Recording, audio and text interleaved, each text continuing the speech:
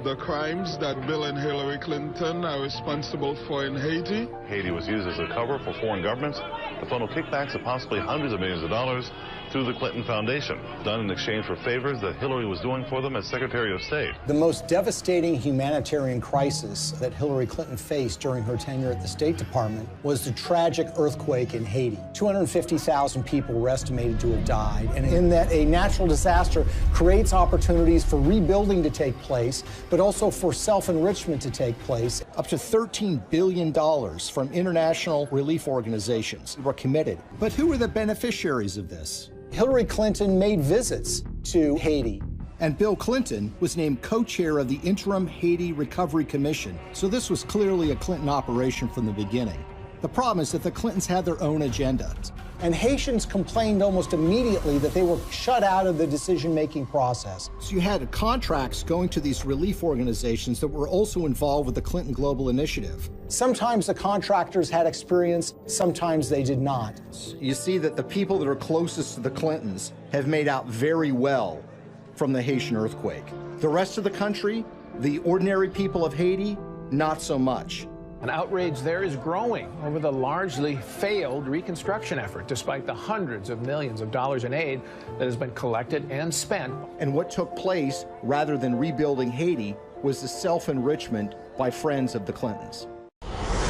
There are new accusations today of pay-to-play scandals rocking the Clinton campaign, an investigation that reveals new details of a possible influence peddling in the aftermath of the 2010 earthquake in Haiti, which we all remember very well. Welcome, everybody, to a brand new hour of America's Newsroom. I'm Martha McCallum. And I'm Bill Hemmer. Good morning. The Haiti earthquake, a devastating tragedy, but also a very lucrative opportunity for companies from all over the world to grab the billions that were pledged for rebuilding. Now, according to our next report, Bill and Hillary Clinton were the gatekeepers in Haiti at the time. A Fox News special on all of this airs tonight, anchored by Bret Baier, and he joins us now. Good morning, Bret. Martha and Bill, good morning. As we told you, we've been working on this for quite some time, and this is based on this new book, Clinton Cash, by Peter Schweizer. We had the exclusive interview with him. We saw yesterday the Peter here about Kazakhstan and the uranium deal, and you've been talking about that. There are many more pieces of this puzzle that it takes a while to unwind. It spans the globe. This latest piece, as you pointed out, has to do with Haiti. January 12, 2010, Haiti suffers a devastating 7.0 earthquake. The epicenter is about 15 miles west of its most populous city, Port-au-Prince. More than 200,000 die, and over 100,000 buildings and homes are destroyed. Within 4 days, U.S. Secretary of State Hillary Clinton arrives to survey the damage. I want to assure the people of Haiti that the United States is a friend, a partner, and a supporter. 2 days later, former President Clinton was on the ground.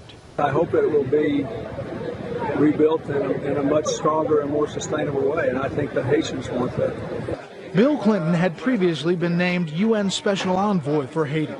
He and Hillary had close ties with the country, even honeymooning there. Hillary's State Department, working with USAID, the United States Agency for International Development, would oversee America's relief effort. The government of Haiti set up the IHRC, Interim Haiti Recovery Commission, to coordinate. 2 men were named co-chairs of the IHRC Executive Committee, Haitian Prime Minister Jean-Max Bellerive and Bill Clinton himself. The idea was to not just fix things, but improve them. In an interview with Esquire, President Clinton had big plans, saying, quote, "Wouldn't it be great if they became the first wireless nation in the world? They could. I'm telling you, they really could." But it wasn't at all clear that the people of Haiti would be the big winners in the disaster relief gold rush. Anytime there's a natural disaster anywhere, there is a lot of money potentially to be made in reconstruction contracts, in relief contracts, etc. Peter Schweizer is the author of the new book, Clinton Cash, where he investigates the snarl of money, politics, and personal interest that has come to characterize the Clintons' interactions around the world. Clinton Cash is published by HarperCollins, a sister company to Fox News. Shortly after the earthquake took place, U.S. ambassador in Haiti sent a cable to the State Department, the title of which was "The Gold Rush is On." And the memo was about the fact that businessmen and companies were showing up in Haiti trying to seek lucrative contracts. It was the job of the IHRC to oversee this process and to ensure no one took advantage of the situation. But what if it was part of the problem? A number of members of the IHRC actually wrote a letter expressing their concerns that they were not involved in the process, that all the decisions were being made by Clinton and Bellarive. In addition, they claimed and argued that the national priorities of Haiti were basically being totally disregarded by the decisions that were being made. As Haiti dug itself out of the rubble, many projects were initiated, often with U.S. money and a connection to the Clintons. For instance, there was the Haitian Mobile Money Initiative, where a much-needed system was created to help transfer money via cell phones. There was also a plan to raise money by exploiting Haiti's rich mineral wealth. The Haitian government announces that they're going to offer 2 so-called gold exploitation permits, the first issued in 50 years in Haiti, that would allow for the extraction and gold mining in the country. Perhaps the most celebrated project of all was Caracol Industrial Park. What is happening here in Caracol is already having ripple effects that will create jobs and opportunities far beyond this industrial park. The grand opening of Caracol was a big deal. You had Bill Clinton there, you had Hillary Clinton there, you had Donna Karan, the fashion designer, you had Ben Stiller, you had Sean Penn. Lots of people showed up to say how wonderful this facility was going to be for everybody. But as all these projects moved forward, questions were raised. The central question, the question which Schweitzer investigated, was about how so many of these deals seemed to come back at some point to the Clintons. What quickly became apparent to many people was that if you wanted a contract, if you wanted to do business in Haiti, you had to have relationships with the Clinton. That was absolutely key. The company that cleaned up on the cell phone transfers was Digicel. In the 6 months running up to September 2012, they took in more than $50 million in revenue in Haiti. Digicel is run by Irish billionaire Dennis O'Brien, who set up lucrative speeches for Bill Clinton, as well as donating millions of his own money to the Clinton Foundation. And one company that got a rare gold permit was VCS Mining, which didn't actually have much mining experience, but would soon have Hillary Clinton's brother, Tony Rodham, on its board. As for the Caracol Industrial Park, the anchor tenant is a Korean manufacturer, which supplies to major U.S. retailers, who also happen to be big Clinton supporters. And while the State Department promised 65,000 jobs, to date, only 5,000 have been delivered. In the second part of this piece about Haiti, we sent John Roberts, our own John Roberts, down to Haiti, one end of Haiti to the other, to look at these projects today, where they stand. No one is saying that the Clinton Foundation doesn't do good things around the world, but as you see, the web is pretty tangled with the businesses and the individuals who both set up big lucrative speeches for President Clinton and also donated millions to the Clinton Foundation. One other thing, Martha and Bill, really quickly, there's a lot of talk about smoking gun. The campaign came out and said there's no shred of evidence, and all this talk about the bar being high. Just talking to some lawyers about where the bar is in bribery cases, for example. It goes back to 2 cases, United States versus Anaby, a federal Second Circuit Court case, and United States versus Bruno. And this is what they came to, and this is settled law.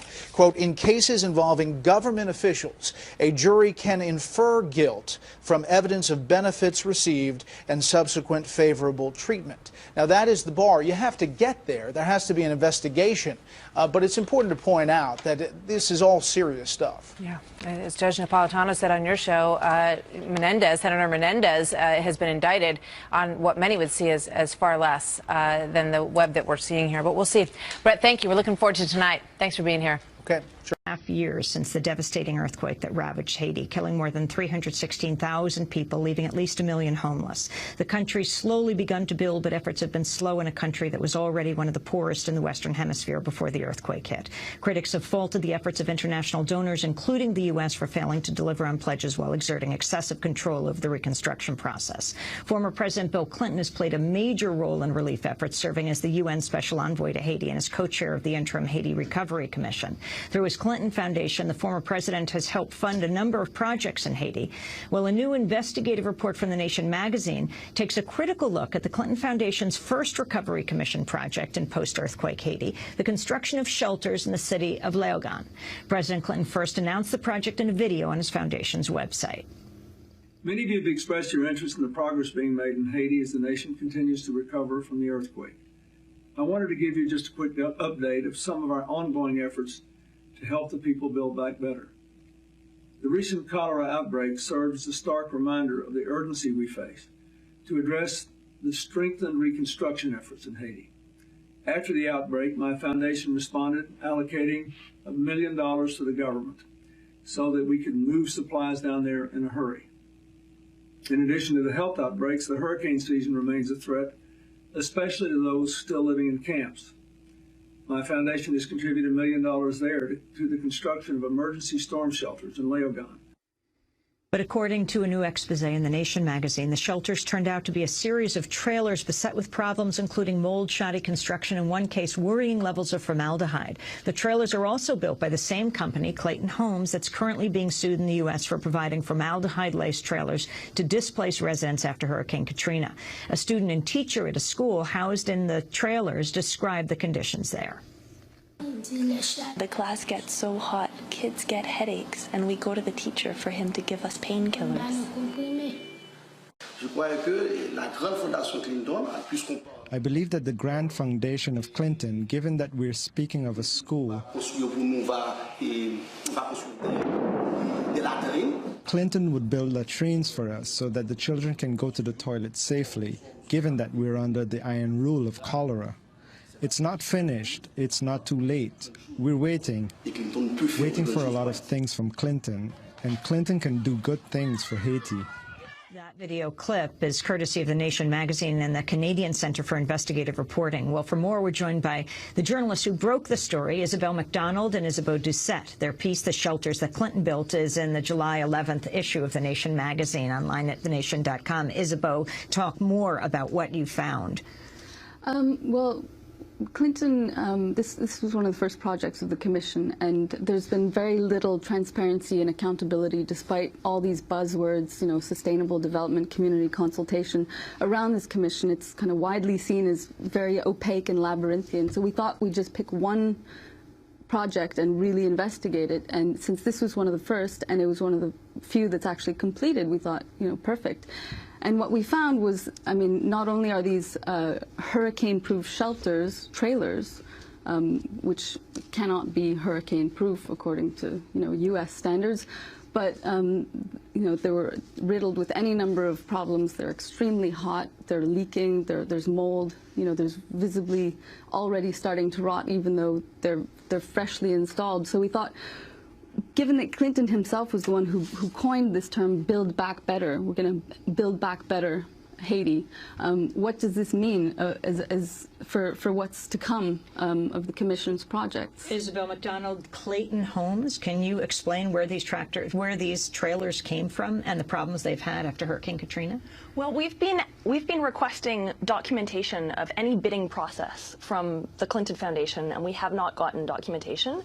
We know that they were built by Clayton Homes, which is currently being sued in the United States for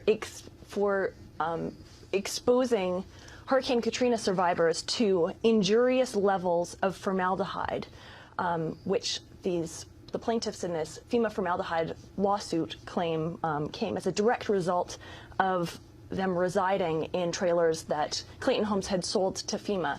The Clinton Foundation has not answered our questions about any due diligence that was done. We know that trailers are considered a liability in the United States. In the case of a hurricane, FEMA tells Americans to evacuate trailers.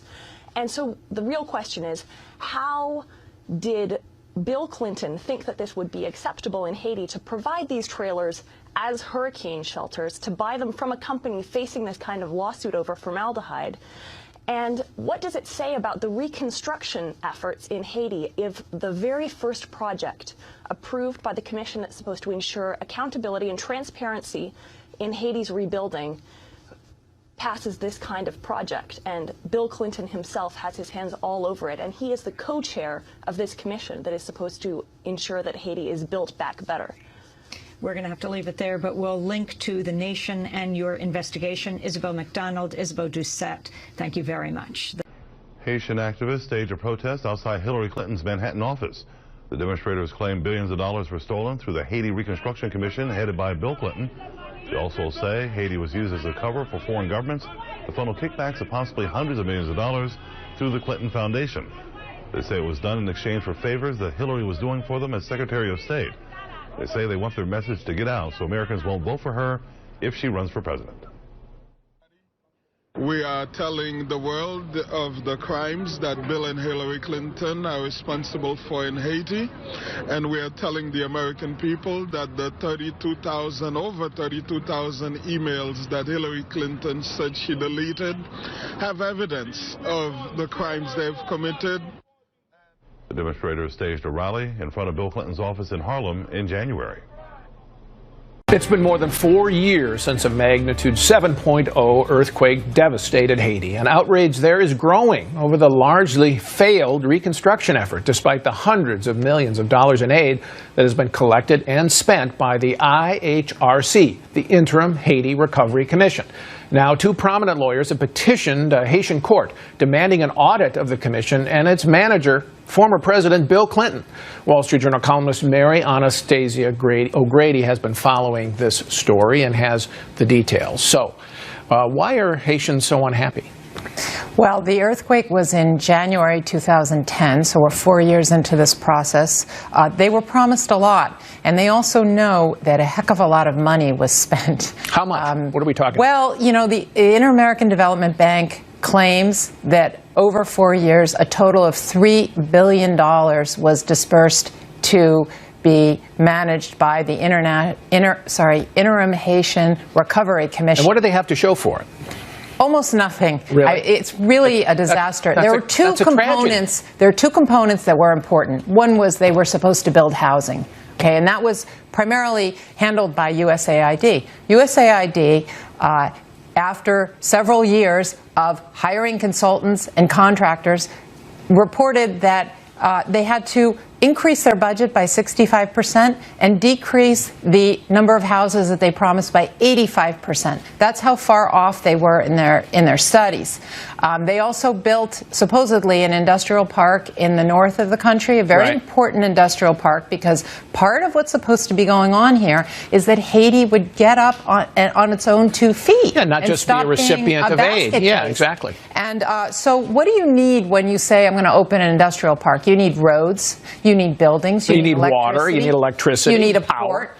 This is all in chaos right now. They do have a couple of buildings. Reportedly, they're very shoddy construction. The roads are not there. The port, which they spent several years thinking about, now has been completely canceled. They can't do a port there, they found out. All right. Now, what role has the State Department, and obviously run at the time for 4 years by Secretary of State Hillary Clinton, played in this? The State Department was the major government agency in charge of overseeing all of this. And in 2009, remember that Bill Clinton was named the UN Special Envoy to Haiti. Sure. And from that time on, when you called the State Department and you had interests in either investment or some kind of business, you were referred to the Clinton Foundation.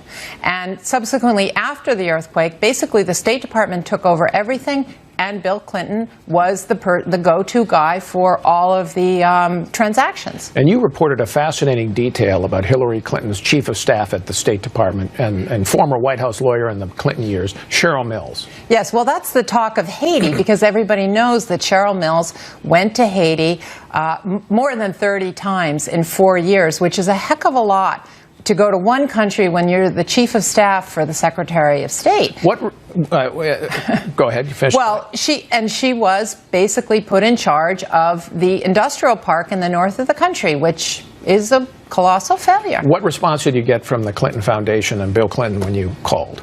Well, they did not comment. They did not come back. But since then, you know, we've gotten a lot of support for the Clintons. All of the letters are written in a very similar way, saying that the Clintons are really not to blame here, that there were lots of problems, but Bill Clinton, what did he have to do with it? And that I find very strange, because he was the point person in Haiti for the last 4 years. All right, this is fascinating stuff, Dan. Big picture quickly. How much will this affect Hillary Clinton's campaign if she runs? It's a perfect example of how the sorts of problems Hillary will have, because the Clintons together are just questions of conflicts of interest get raised constantly. That does not mean they are doing things illegal or wrong, but they are political problems. And I think it's going to be endless landmines for Hillary the whole time she's trying to run for president with her husband. Their governing record ought to be fair. There is a lively debate questioning what Hillary Clinton really stands for. Perhaps the Caribbean island of Haiti can provide some insight. The Democratic presidential candidate, whose husband chairs the Clinton Foundation, has recently been advocating for a minimum wage increase in the United States. However, a WikiLeaks report reveals that back in 2008-2009, when she held the post of Secretary of State, she opposed minimum wage increases in Haiti. The wage hike could have been an important step forward for a country with one of the highest rates of poverty and inequality in the Western Hemisphere. Instead, under Clinton's guidance, the State Department colluded with foreign corporations benefiting from sweatshop labor to pressure the Haitian government to veto a wage increase approved unanimously in the country's parliament. Now, just months later, in January 2010, Haiti was hit by a devastating earthquake resulting in the deaths of roughly 200,000 people. Well, the Clinton Foundation was responsible for channeling some $6 billion meant to assist the survivors on the island. So where did the money go? Well, the Clintons' first act was to provide what they claimed were hurricane-proof emergency trailers, which they say could also have been used to school the island's children. Didn't turn out too well. The trailers were laced with a cancer-causing chemical, formaldehyde, which gave the students and teachers headaches and allergic reactions. And it turns out that the trailers were distributed by Clayton Homes. That's a company being sued in the US for providing the same type of shoddy trailers after Hurricane Katrina. They're also a past campaign contributor of Hillary Clinton herself. So what does Clinton stand for? We'll let you decide. Welcome to the Real News Network. I'm Nadia Kanji in Baltimore. A Haitian special committee on Monday said there was a high level of fraud in Haiti's presidential elections last October, enough even to recommend nullifying the results. The committee found that there were 628,000 zombie votes, or untraceable votes. The election was also backed by over $33 million in U.S. funding. Our next guest, Nicholas Berry Shaw, has been following the issue, and more specifically the role the U.S. and Hillary Clinton has played in the debacle. He says she triggered massive political unrest by throwing her weight behind former President Michel Martelly in the 2010 election, who stepped down earlier this year and whom many felt was corrupt. Nicholas is a Haiti solidarity activist from Montreal. He just wrote an article for Jacobin titled "Clinton's Long Shadow: Hillary Clinton May Never Be Called to Account for Her Role in Haiti's Ongoing Political Crisis." Thanks for joining us, Nick. Thanks for having me on, Nadia. The Verification Commission essentially reveals that the U.S. funded a fraudulent election. Can you give us an idea of what the current situation is on the ground in Haiti and how the U.S. is responding to the results of the Verification Committee? You know, this is kind of the result that everyone was expecting in Haiti. Everyone was hoping for in any case. You know, it confirms what many different Haitian observer groups demonstrated. It confirms what, you know, we saw when I was down there with a group of international observers for the October 25th election, that, you know, there was a huge number of votes being cast using these kind of political party accreditation cards, and that they really kind of swamped the results, and that the results were not credible. So the reaction has been, I think, favorable from most of the parties, except for those close to President Michel Martelly. And so former President Michel Martelly and his party, Parti Calais Haïtien, has not, obviously been very enthusiastic about the commission from the beginning.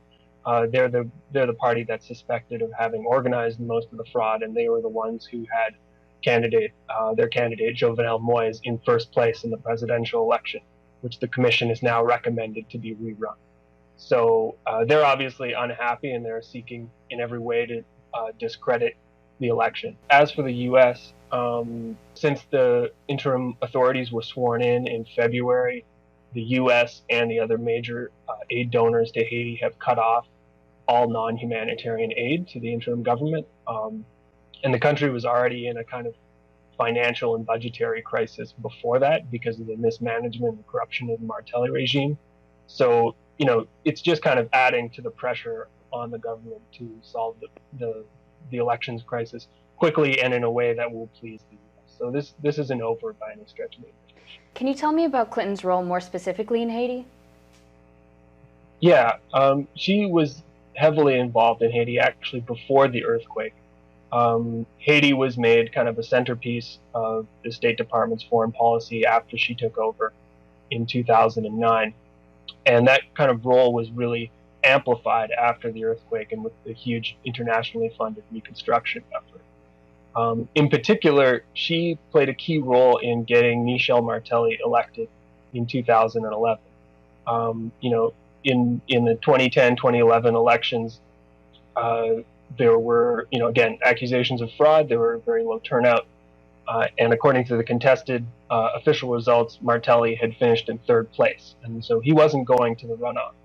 But Clinton personally intervened. She flew down to Haiti in the midst of the Arab Spring in January 2011. She made a trip to Haiti and put an enormous amount of pressure on then President Préval to change the election results, to remove his candidate from the race and put in Martelly, because she liked, the kind of program he was offering, this kind of extremely pro-business, pro-foreign investment program that he was pushing.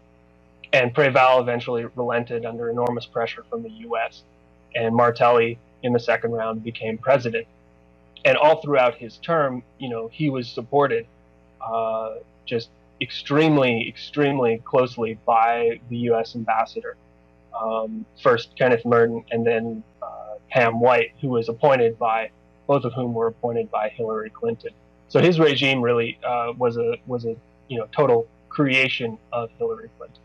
You mentioned in your article that Clinton is to blame for what you call Martelly's disastrous presidency. But after the earthquake in 2010, the Clinton Foundation raised $30 million for reconstruction projects, and she was involved in industrial projects that helped create jobs for a lot of Haitians.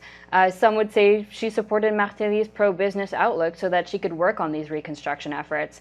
What are your thoughts on that? One of the things that Hillary Clinton did with regards to Haiti while she was Secretary of State was she initiated an attempt to block a raise of the minimum wage for Haitian workers in 2009.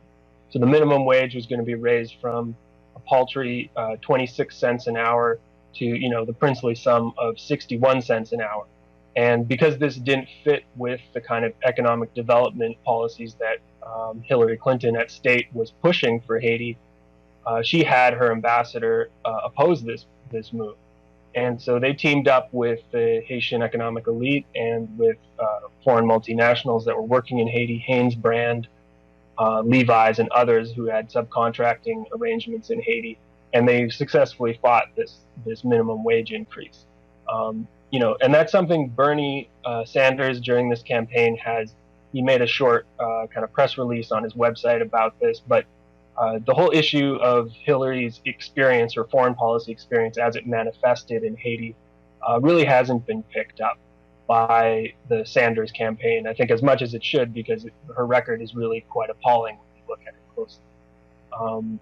And it's something that the Trump campaign is actually starting to do. So recently at a Trump rally, one of his campaign advisors read kind of chapter and verse from this new book that just came out called Clinton Cash, written by a Republican journalist named Peter Schweitzer. And there's a large section in that book about how people close to the Clinton family, including Hillary's own brother, Tony Rodham, have benefited from the reconstruction efforts and benefited from U.S. policy in Haiti. And he said, you know, we're gonna keep bringing up this issue until the media covers it. And it's obviously, you know, they see the value in mining Hillary's misadventures in Haiti for political gain. I don't think the Trump campaign cares a whit about Haiti, but they understand that, you know, what she did there was really quite dubious. Haiti's economy right now is actually suffering quite a bit at the moment, with inflation at its highest level in years. Do you think the result of the Electoral Verification Committee could lead to a more representative government that can help address urgent issues that Haitian people are facing? That's certainly what we hope to see. It's going to be very difficult. You know, the Electoral Commission has called for the rerunning of the presidential race, which is positive. But on the other hand, it didn't say anything about the legislative races, the Senate and the deputy Chamber of Deputies races, which were, you know, equally if not more flawed, and they were happening at the same time as the presidential race. So in those places, you know, President Martelly has a very strong foothold. He almost has a majority in both the Chamber of Deputies and the Senate. So it remains to be seen, you know, whether the report will have the impact of rerunning those election races as well. And I think that would be the key to Haiti having the beginnings of responsible government, of you know, a responsive political leadership, which will actually take seriously the needs of the vast majority and not just a handful of, you know, foreign investors and the elite. All right, Nicholas, thank you so much for your analysis on Haiti. Right, thanks, Nadia. And thank you for joining us on the Real News Network. Yeah, okay. Now, you still believe that the Hillary Clinton email and the foundation, the Clinton Foundation, will affect the election. Now, we had a discussion with Geraldo about it last week. Roll the tape. A man like you, a reporter with the chops that you have, show me one example where there has really been pay for play. In other words, show me one example where somebody took money, one of these Clintons took money, and as a result of taking that money, they influenced some legislation, or they directed the country in a place where the money giver wanted them to go. When you can prove that, then I'll be concerned. It's the appearance. It's just like appearance. Okay, so you say there is? Oh, sure, there are lots of them, and let's just take one. On which a lot of excellent work was done by Bret Baier, who talked about this in a special report. The Washington Free Beacon, Peter Schweitzer had done some work on this. This involved Haiti, and Dennis O'Brien, who is the largest Irish contributor to the Clinton Foundation, between $10 and $25 million. Terrible earthquake in Haiti, January 2010. One of the two cell phone operators in the country is Dennis O'Brien. Shortly after the earthquake, the USAID and the Gates Foundation say that they will give the two cell phone companies in Haiti $10 million and with some bonuses, you know, paid out on how many people they get signed up for it, to begin doing mobile banking in the country. And most of the money goes to Digicel, owned by Dennis O'Brien.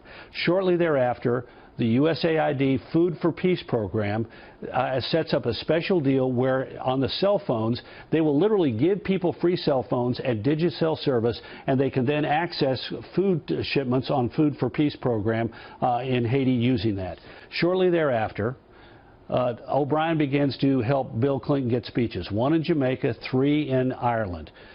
He's paid for the one in Jamaica. He's flown on Dennis O'Brien's plane to Ireland. Unclear if he gets paid for the others. O'Brien's people say, quote, Clinton was not personally compensated for the speeches, which sounds sort of fishy. Was contributions given to somebody?